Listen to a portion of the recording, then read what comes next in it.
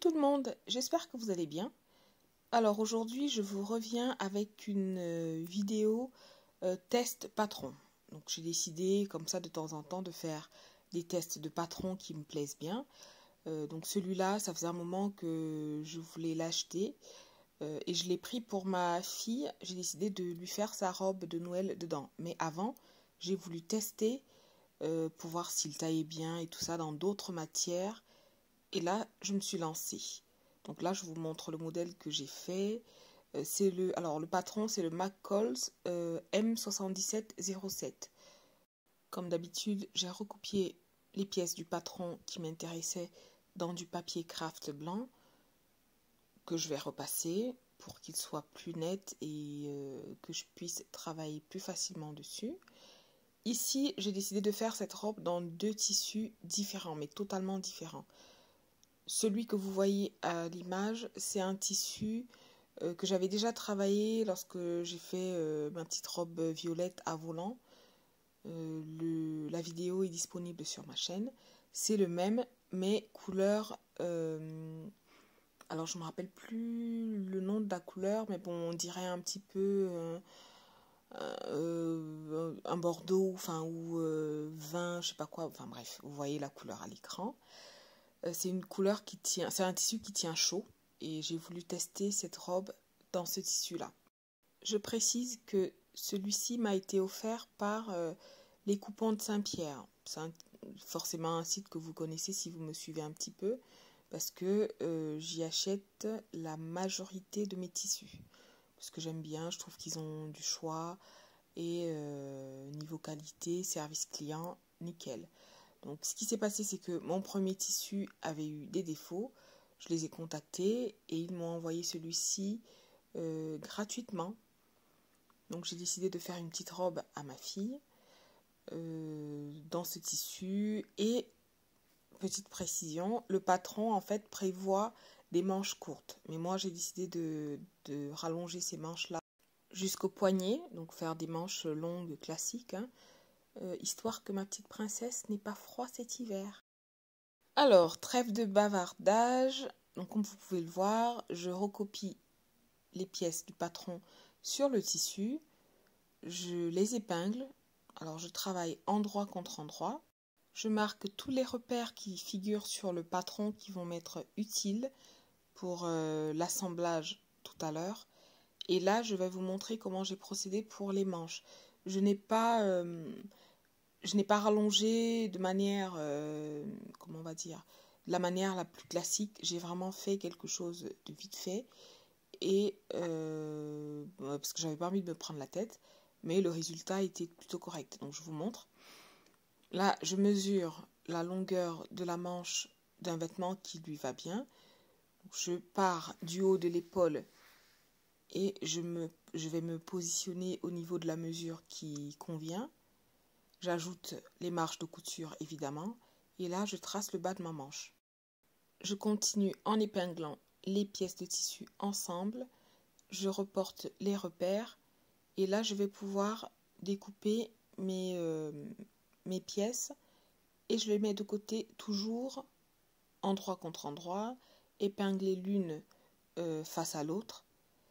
Alors pour les repères, ce que je fais depuis quelques temps, si vous regardez mes vidéos, c'est que je crante tous mes repères.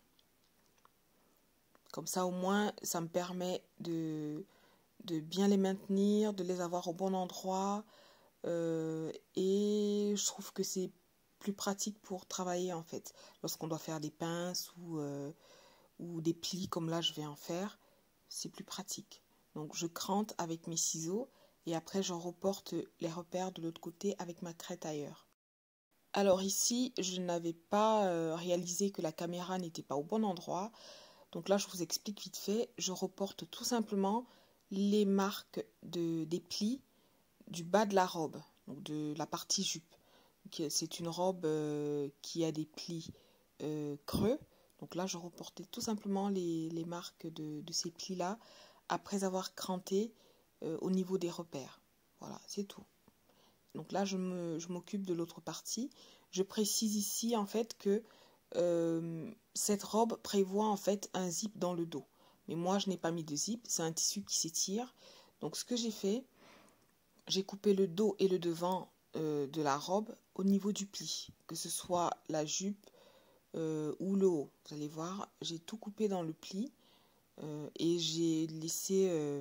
en fait, comme le tissu s'étire, j'ai suffisamment d'aisance pour faire passer la robe par la tête sans avoir besoin de mettre un système de fermeture dans le dos. Alors là, ce sont les pièces du buste. Donc là, c'est le devant. Il y a une toute petite pince. Et si jamais vous achetez le patron, sachez qu'il taille très très grand. Là, j'ai coupé une taille 5 ans pour ma fille qui a 4 ans bientôt, enfin qui aura bientôt 5 ans. Et j'ai dû vraiment diminuer, enfin j'ai dû rajouter des pinces dans le dos. Bon, après, il est vrai que j'avais fait une erreur, alors une grosse erreur. Bon, on va dire une erreur de comment dire, de concentration, enfin par manque de concentration. Alors l'erreur c'est là. Comme je vous ai dit, le patron prévoit en fait un zip dans le dos. Et moi, lorsque j'ai recopié, donc quand j'ai coupé la partie dos, j'ai oublié d'enlever 1,5 cm. Donc ce qui fait que la robe était plus grande et j'ai dû faire des pinces dans le dos. Alors malgré le fait que j'ai ajouté des pinces dans le dos, j'ai quand même dû agrandir un petit peu les pinces de poitrine, les pinces de poitrine pour que la robe soit moins grande, parce que vraiment le patron taille grand. Et donc voilà, donc j'ai coupé toutes mes pièces. Alors maintenant, je m'attaque aux plis, qui sont des plis creux. Donc là, j'ai fait comme indiqué sur le patron, en pliant et en ramenant chaque petit bout, donc chaque repère vers le milieu. En fait, ils ne se croisent pas, ils sont juste collés l'un à l'autre. Donc voilà, regardez ce que je fais. Je plie et je ramène vers le repère du milieu. En fait, il y a 3 repères. Un repère à gauche, un repère à droite, un repère au milieu. Donc les repères de gauche et de droite, on les plie et on les ramène tous les deux pour qu'ils viennent se croiser. Alors, ils ne se croisent pas, mais ils se touchent au niveau du repère du milieu. Voilà ce que ça donne. Donc, j'ai fait ça. Et je vais vous montrer le résultat. Bon, moi, je n'étais pas très fan du résultat. Je voulais des plis beaucoup plus marqués, en fait. Donc, voilà, ça donnait ceci. Mais moi, je voulais que les plis soient vraiment bien marqués. Donc, j'ai fait autrement. Je vous montrerai ça par la suite. Pour le haut de la robe, rien de compliqué, j'ai pas voulu me prendre la tête. J'ai fait les assemblages donc des épaules, des côtés, et j'ai fait mes pinces, évidemment. Et les assemblages, je les ai tous faits à la machine. Je pense qu'il n'y a que les pinces que j'ai faites à la machine à coudre classique. Donc oui, c'était quelque chose d'assez facile. J'ai fait pareil avec les manches, donc je mets mes épingles. Après, je vais pouvoir passer aux pinces que je vais préparer et ensuite, je vais passer à la couture.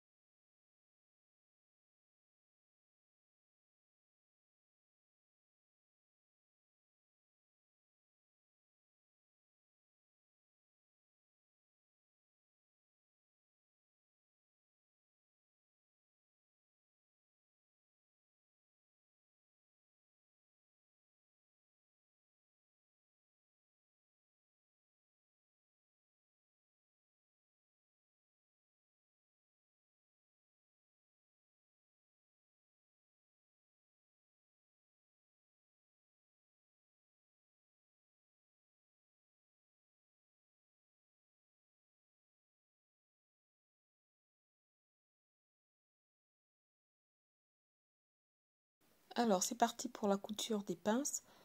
moi quand je couds les pinces, je fais un point d'arrêt au début de la couture et à la fin, donc vers la pointe de la pince, je ne fais pas de point d'arrêt, je laisse quelques centimètres de fil, je fais trois nœuds en général et je coupe en laissant un petit peu de longueur. Alors, après les pinces, là, je vais coudre la partie jupe, donc au niveau des plis que j'ai formés, donc pour qu'ils se tiennent et que je puisse avoir un meilleur aperçu du rendu en fait. Donc là, je fais ça, je couds mes plis et après, je vais voir ce que ça donne. Donc, je vais vous montrer. Donc, moi, j'ai pas du tout aimé. Donc, j'ai décidé de faire des plis creux, mais d'une autre façon. Donc ce que je fais, comme vous voyez, je viens joindre, donc épingler ensemble les deux repères des extrémités avec le repère du milieu vers la pointe. Donc j'épingle et je vais venir coudre en fait sur la partie que j'ai épinglée, donc sur le repère que j'ai épinglé. J'ai fait ça sur environ 7 cm. Pourquoi 7? Parce que je voulais en fait que le pli se voit vraiment et 7 cm parce que ça me permettait d'avoir la marge de couture et d'avoir une certaine longueur de pli. Donc une fois que j'ai cousu comme ça, le repère du milieu, vous voyez ce que je fais, je le remets au centre de la couture. Et là, je vais pouvoir coudre pour maintenir les plis ensemble. Et voilà ce que ça va donner après.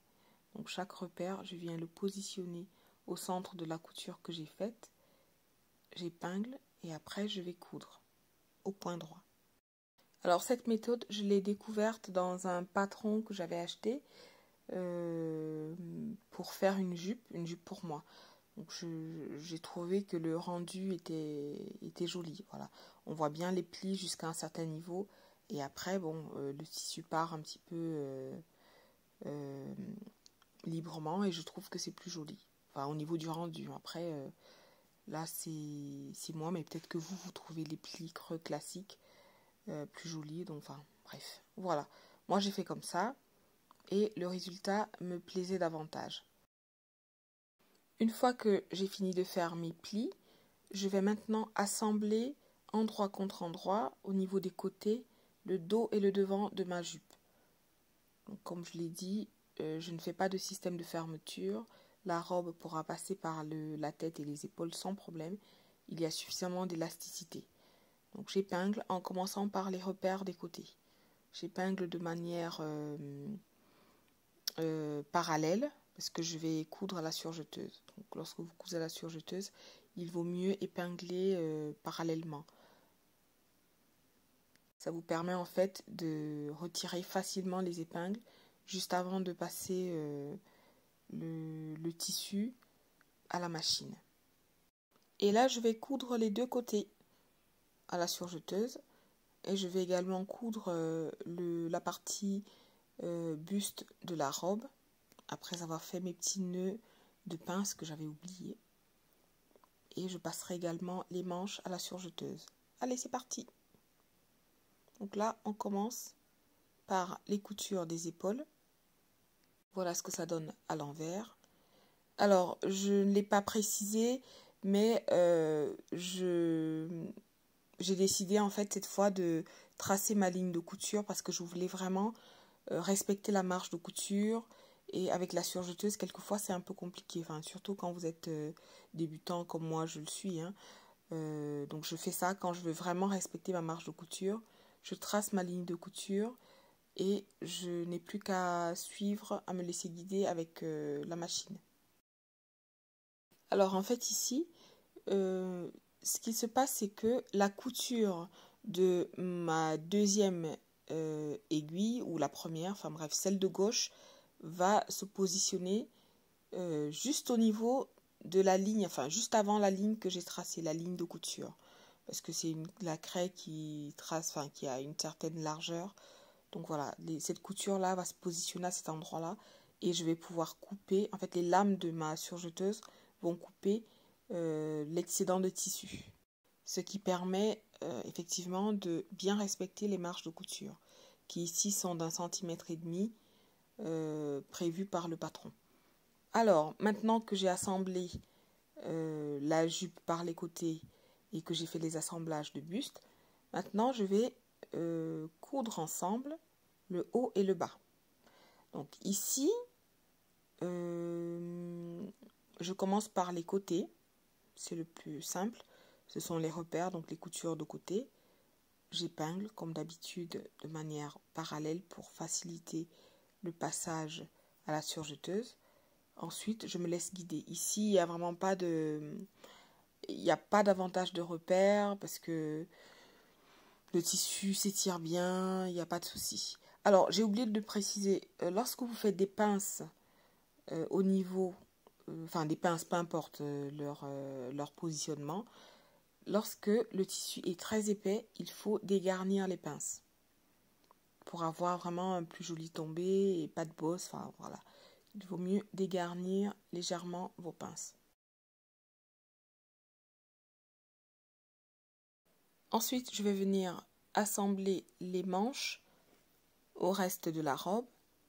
Endroit contre endroit, je vais glisser ma manche à l'intérieur, pardon, de l'emplacement prévu pour, et je vais épingler en commençant par les repères, donc les coutures d'épaule avec le repère du haut de l'épaule, ensuite les coutures de dessous de bras, et après j'épingle tout simplement.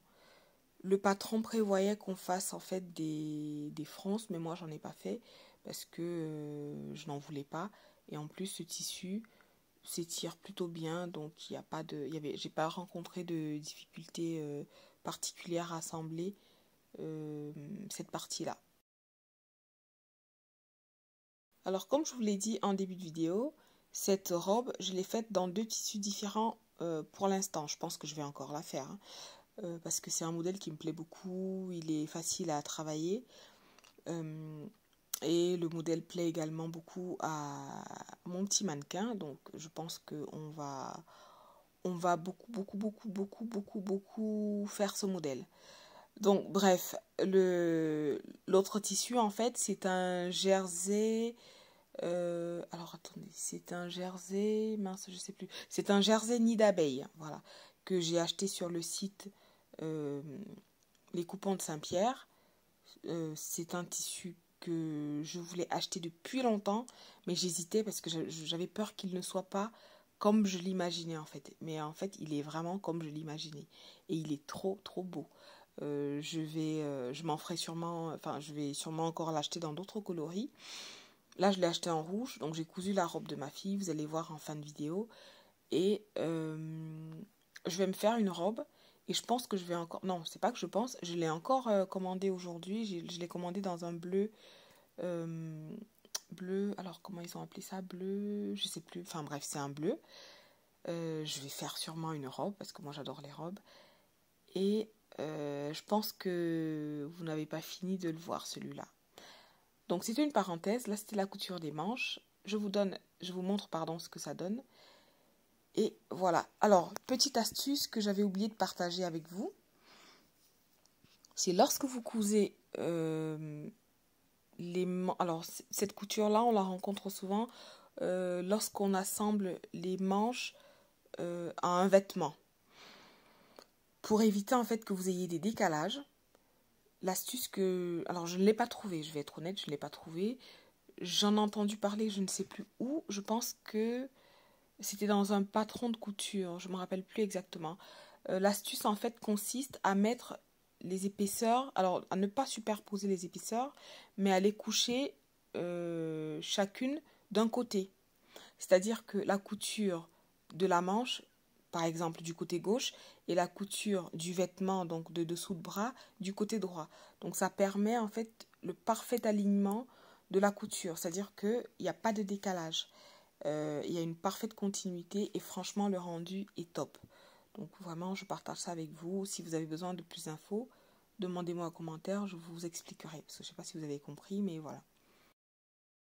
Alors, comme je vous l'ai précisé en début de vidéo, je me suis aperçue que le patron taillait vraiment grand. Et en fait, au début, j'ai pensé que c'était juste dû à, comment dire, au patron, mais en fait, c'est bien plus tard que j'ai compris que j'avais aussi fait une grossière erreur, en fait, une erreur d'inattention.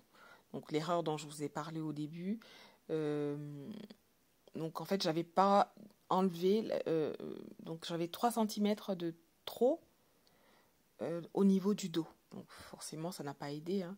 Avec un tissu qui s'étire, voilà, ça fait du volume, du volume et du volume. Donc j'avais quasiment fini ma robe et j'ai dû détacher, du moins le haut du bas, et faire des pinces. Donc je vous montre comment j'ai procédé pour les pinces. J'ai fait des pinces dans le dos. Ces pinces-là, je les ai alignées, donc elles sont parallèles à celles du devant. Donc regardez, je vais essayer de vous expliquer. Donc j'ai mesuré sur ma fille la longueur en fait des pinces dont j'aurais besoin pour résorber le maximum de tissu. J'ai tracé un repère à cet endroit et puis j'ai essayé de voir quelle quantité de tissu je devais enlever au niveau de la taille. Et là j'ai fait des pinces parce que je ne voulais pas refaire la couture des côtés. Donc j'ai essayé de faire comme ça. Bon, au niveau de l'encolure et du haut du buste, c'était toujours un petit peu grand. Donc j'ai prolongé les pinces. Donc là, ce sont les pinces de dos. Il n'y en avait pas à la base, hein. Il n'y avait pas du tout de pinces. Moi, j'ai décidé d'en rajouter pour résorber le maximum de tissu. Donc voilà ce que j'ai fait. Bon, je ne sais pas si c'est comme ça qu'on fait les pinces, hein. Je n'en ai jamais fait. Mais le résultat n'était pas mal. Donc, les pinces servent à résorber du tissu, un excédent de tissu. Donc, là, ça a bien rempli sa fonction. Donc, j'ai fait ça. Et après, je pense que je vous ai déjà expliqué que ma fille est très cambrée. Donc, j'ai dû diminuer, en fait, la longueur dos. Mais vraiment de beaucoup, hein, de, je crois, 4 centimètres. Ça fait que le devant est plutôt large, est plutôt long, mais le dos est beaucoup plus court. Donc voilà, c'est ce que j'ai fait comme modification. Je découpe et après, voilà, je passe à la couture, à la suite. Écoutez, c'est aussi ça la couture, hein. Il faut être patient. Il faut vraiment beaucoup, beaucoup de patience, hein. Sinon, c'est vrai que des fois, on peut vite se dire oh, j'en ai marre, ça me saoule, j'arrête. Mais moi, s'il y a une chose que la couture m'a apprise, c'est vraiment la patience.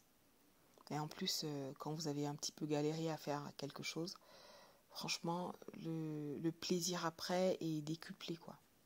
Je précise que ces modifications, alors pas les pinces dans le dos, mais le fait que j'ai diminué la longueur dos, je l'ai reporté sur le patron immédiatement parce que ça, comme je vous ai dit, c'est un patron que je vais être amenée à réutiliser.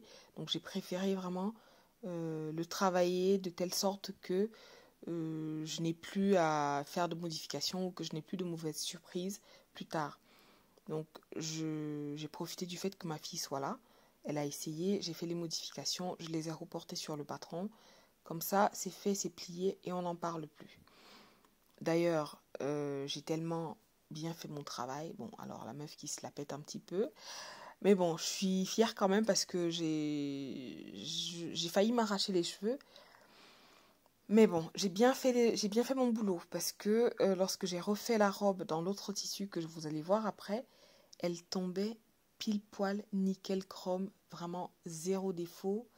Enfin, zéro défaut, non, j'exagère, mais vraiment parfaite, quoi. Au niveau de la taille, au niveau des pinces, au niveau, enfin, tout tombait bien. Donc, ça veut dire que au niveau du patron, j'ai bien reporté les modifications pardon, qu'il fallait.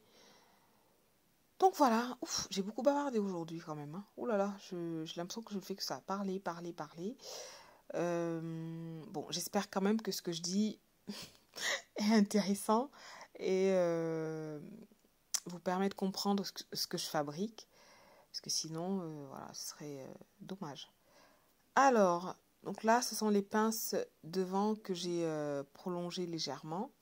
Toujours pour essayer de résorber le tissu. Et après, comme je vous ai dit, je viens ouvrir ces pinces parce que le tissu est très épais. Donc, soit vous ouvrez les pinces, soit vous les garnissez carrément. Alors, après toutes ces modifications de pinces et tout ça, je viens contrôler la mesure du tour de taille et vérifier qu'elle se rapproche de ce que je souhaite. Donc, ce qui est le cas ici. Et après, donc, je vais pouvoir assembler au bas de la robe.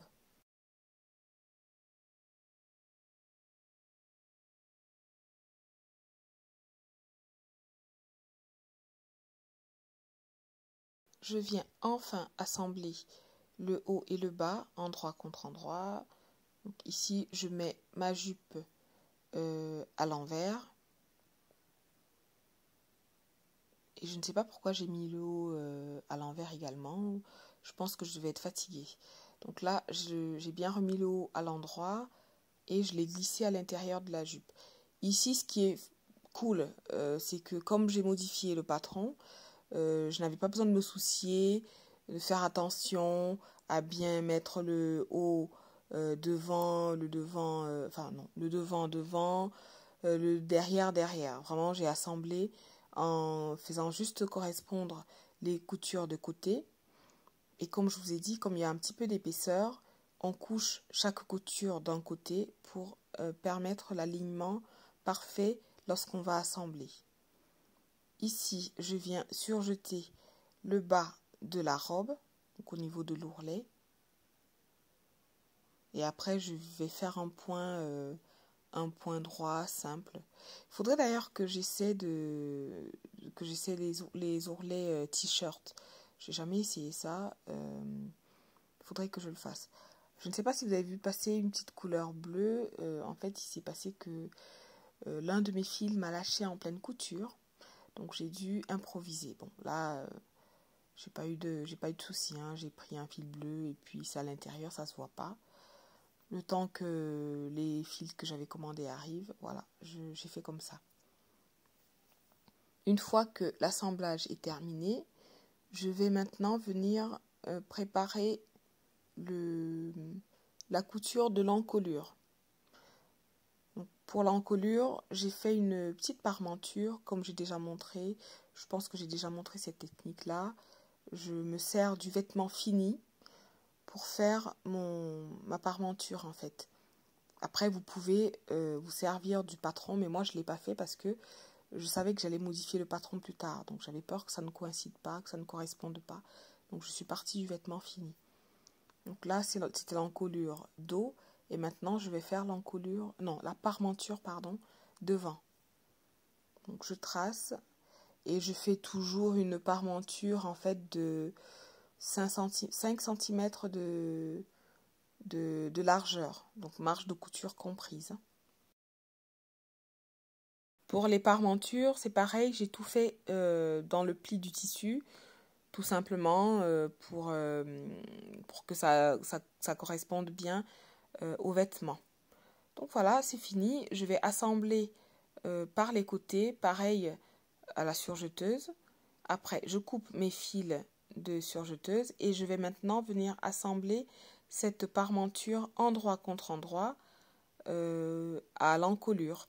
Donc là, comme d'habitude, on va coucher chaque couture d'un côté du vêtement. J'épingle tout autour et après je vais pouvoir passer à la couture. Ici, j'ai cousu à la machine. J'ai cousu à la machine parce que j'avais peur qu'à la surjeteuse, le résultat ne soit pas pareil. J'avais peur que ce soit un petit peu... qu'il y ait trop de volume au niveau de l'encolure. Donc j'ai fait ça à la machine à coudre. Ah oui, donc finalement, en fait, je me suis servi de la machine pour faire ça aussi. Il n'y a pas que les pinces, en fait. Allez, donc c'est parti. Là, j'avais déjà cousu l'encolure et la parmenture. Donc là, je vous montre la couture, la sous-piqûre, pardon. J'ai fait une petite sous-piqûre pour bien maintenir la doublure à l'intérieur du vêtement. Et après cette sous-piqûre, je vais couper les excédents de marge de couture et je viendrai faire une couture en fait. Voilà, je vous montre la sous-piqûre, ce que ça donne au niveau de l'encolure. Et après, je vais venir faire une couture tout autour de l'encolure comme ça pour bien maintenir encore davantage la parmenture à l'intérieur. Donc moi, j'ai préféré faire comme ça. J'ai trouvé que c'était pas gênant, c'était pas moche, c'était plutôt sympa. Donc j'ai fait ça au point droit.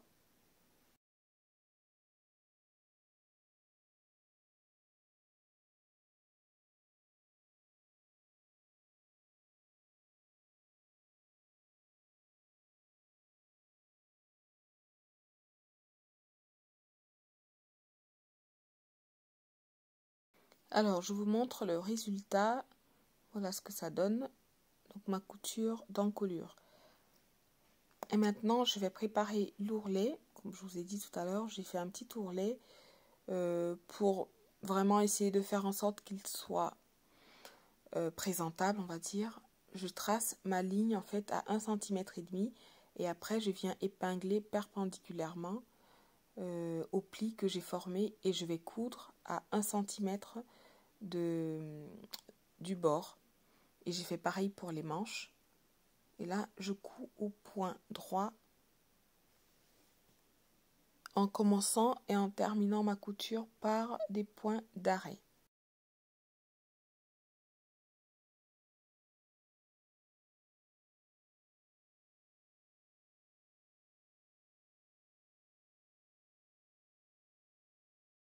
Alors, ma couture est terminée. Je vais vous montrer le résultat. J'espère que vous allez aimer. N'hésitez pas à me le dire en commentaire, à me laisser vos petites remarques également. Je vous montre le résultat. Voilà, vue de face, vue de dos et de profil. Et la version rouge va arriver. Donc, en attendant, je vous dis merci pour vos commentaires, pour vos encouragements, votre soutien, pardon. N'hésitez pas à me suivre également sur mes autres réseaux. Je vous dis à bientôt.